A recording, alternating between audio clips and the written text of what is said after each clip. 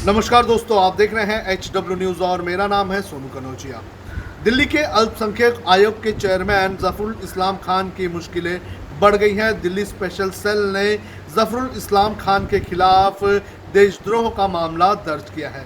दरअसल ये मामला दर्ज किया गया है जफरुल इस्लाम खान द्वारा ट्विटर पर एक भड़काऊ ट्वीट करने को लेकर। आपको बता दें कि कुछ दिनों पहले जफरुल इस्लाम खान ने एक भड़काऊ जो ट्वीट है वो किया था और इसके बाद दिल्ली के वसंत कुंज के एक शख्स ने जफरुल इस्लाम खान के खिलाफ जो है शिकायत दर्ज की थी और अब इसके ऊपर FIR दर्ज हो चुकी है। दिल्ली के जॉइंट कमिश्नर नीरज ठाकुर के मुताबिक जफरुल इस्लाम खान के ऊपर IPC की धारा 124A यानी कि देशद्रोह, इसके अलावा 153A जो है वो लगाई गई है। अब जफरुल इस्लाम खान से पूछताछ भी की जा सकती है। अब आपको बताते हैं कि जफरुल इस्लाम ने क्या पोस्ट किया था जिसको लेकर विवाद हो गया।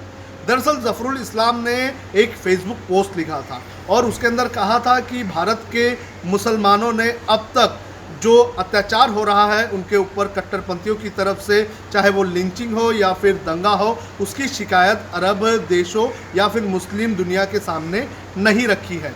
और जिस दिन भारत के मुसलमान ऐसा करेंगे तो उस दिन कट्टरपंथियों पर सैलाब आ जाएगा।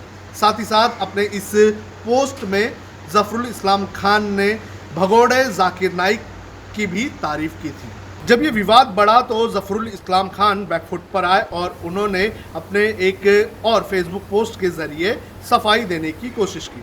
उन्होंने लिखा कि भारत को लेकर उन्होंने किसी भी विदेशी देश या फिर विदेशी संस्था से शिकायत नहीं की है और भविष्य में भी ऐसा कुछ करने की उनकी मंशा नहीं है। उन्होंने आगे कहा कि वो देशभक्त हैं और जब भी वो किसी भी विदेशी ज़मीन पर गए हैं तो उन्होंने भारत का ही पक्ष लिया है। उन्होंने आगे कहा कि हालांकि देश में मौजूद समस्याओं को लेकर मैं हमेशा से ही मुखर रहा हूं, लेकिन हम लोग, हमारी राजनीतिक, संवैधानिक और न्यायिक संस्थाएं इन चुनौतियों से निपटारा करने में सक्षम हैं। जफरुल इस्लाम ने कहा कि उनका ट्वीट हमारे देश के मुस्लिम समुदाय के सामने पेश आए मुद्दों को लेकर है, चाहे वो लिंचिंग हो, दंगा हो या फिर राजनीतिक या प्रशासनिक प्रक्रियाओं में उनकी समस्याओं को निपटारे को लेकर हो। तो ये थी सफाई जफरुल इस्लाम की तरफ से जो उन्होंने अपने इस विवादित पोस्ट को लेकर दिया था। लेकिन जब तक उन्होंने अपनी सफाई दी तब तक दिल्ली पुलिस की स्पेशल सेल ने जफरुल इस्लाम के खिलाफ देशद्रोह का मामला दर्ज कर लिया था। वहीं इस पूरे मामले को लेकर राजनीति भी तेज हो चुकी है।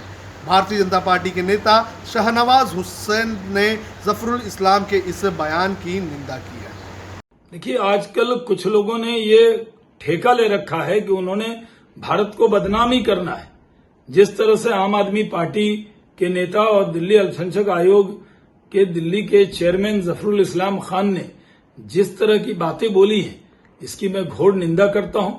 इस तरह की बातें नहीं बोलनी चाहिए। किसी भी कंट्री को भारत के अंदरूनी मामले में दखल देने का अधिकार नहीं है, चाहे वो अरब कंट्री ही क्यों ना हो, क्योंकि इंडोनेशिया के बाद सबसे बड़ी मुस्लिम आबादी भारत में रहती है और भारत में मुसलमानों के लिए भारत से अच्छा देश और मोदी जी से अच्छा नेता नहीं मिल सकता, जो 130 करोड़ लोगों को इकट्ठे रख रहे हैं, एक निगाह से देख रहे हैं। लेकिन किस तरह से भारत को बदनाम किया जाता है।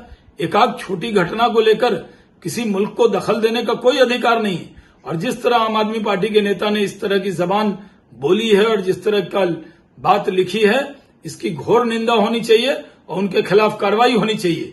किसी को भी भारत को बदनाम करने का अधिकार नहीं दिया जाना चाहिए।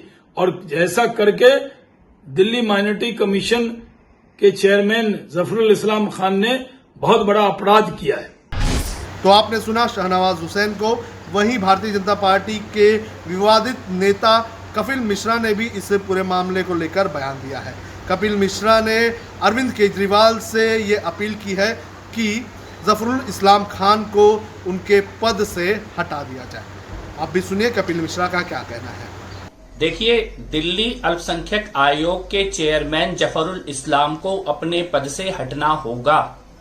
ऐसी घटिया, जहरीली और आतंकी सोच वाले व्यक्ति को किसी संवैधानिक पद पर नहीं बैठाया जा सकता। और हम दिल्ली के मुख्यमंत्री अरविंद केजरीवाल से ये मांग भी करते हैं और ये चेतावनी भी देते हैं कि तुरंत जफरुल इस्लाम को उनके पद से हटाया जाए।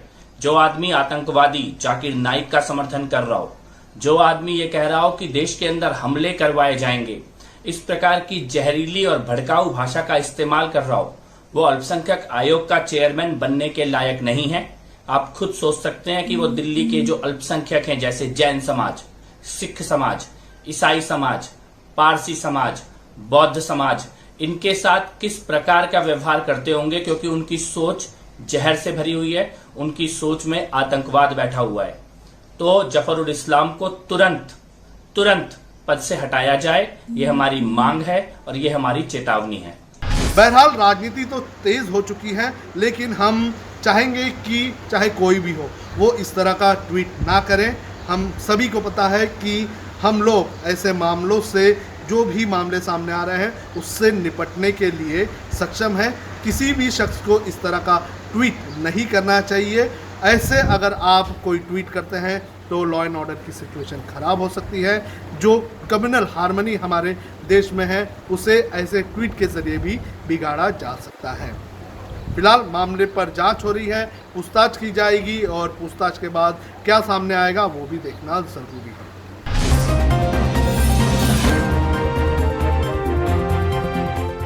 अब खबरें पाइए सबसे पहले हमारे मोबाइल न्यूज एप्लीकेशन पर।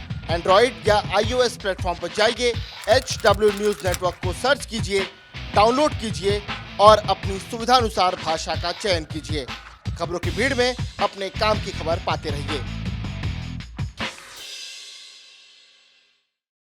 अगर आपको हमारा ये वीडियो पसंद आया है तो आप इसे शेयर करें, फेसबुक पर हमारे पेज को लाइक करें, ट्विटर पर हमें फॉलो करें, यूट्यूब पर ज़रूर सब्सक्राइब करें ताकि आपको हमारे हर खबर की अपडेट मिलती रहे।